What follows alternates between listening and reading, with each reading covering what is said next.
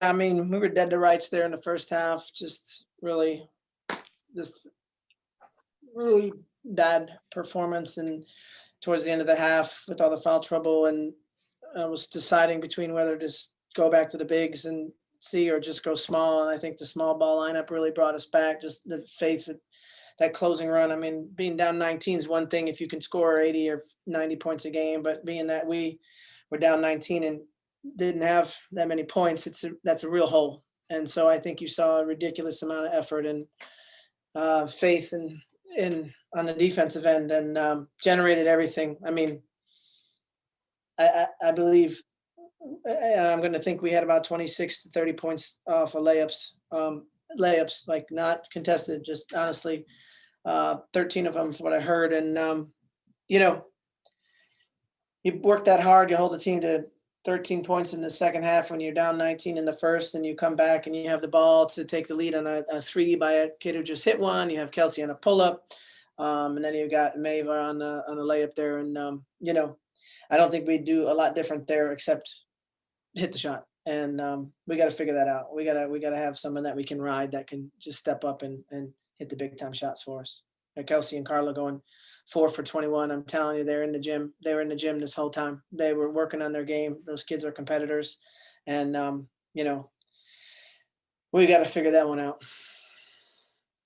But credit to Wake for not, you know, we got them really rattled, but they stayed composed and made the play they need to at the end. But if you hold an ACC team to 6 points in the fourth quarter on your home court, it needs to be a W. Take questions from the media now. Go ahead, Cal. Coach, I had 2 questions. Firstly, as you mentioned, you only allowed 13 points in that second half. What were some of the adjustments that you made at halftime? And then Jalea Williams was a big part of the comeback in the second half. What did you make of her performance tonight? Yeah, I think Jalea was really a veteran, and she finished tougher than the veterans. So she did a great job.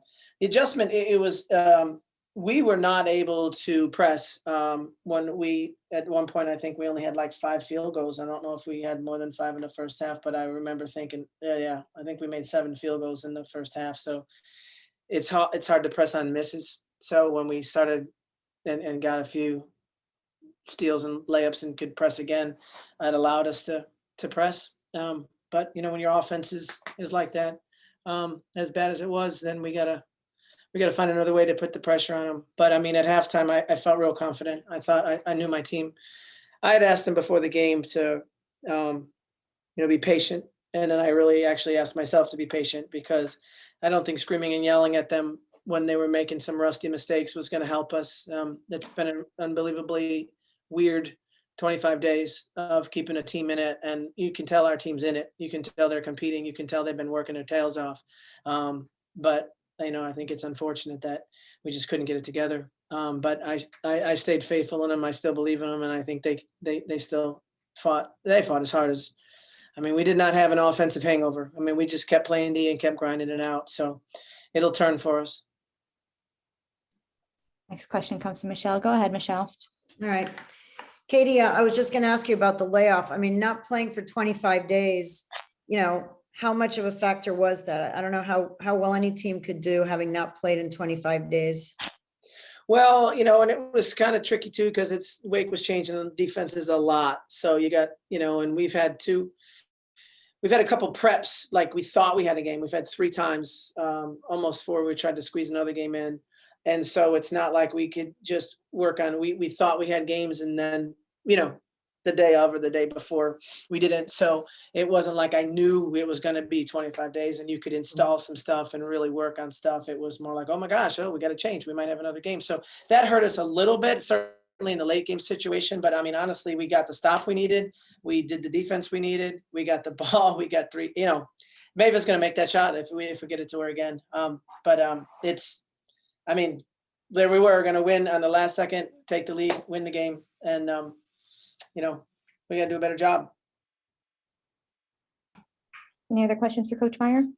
Can I ask a little more about Jalea? She had one stretch there, especially where she was on both ends, you know, making defensive plays and a steal and whatever. Can you just talk about her composure as such a young player? Yeah, I'm really surprised. I'm looking at the stats and I don't see her with a steal, and I am shocked. I mean, I thought she generated a ton. I thought the charges.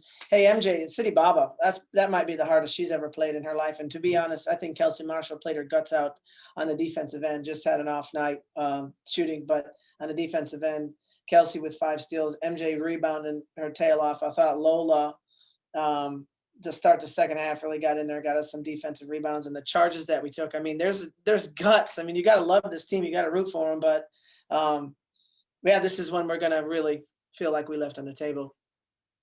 I think both teams would feel that way. Someone in a 47-46 game, both teams would think either one that lost would have thought, wow, that was a real opportunity gone. But we definitely feel that way.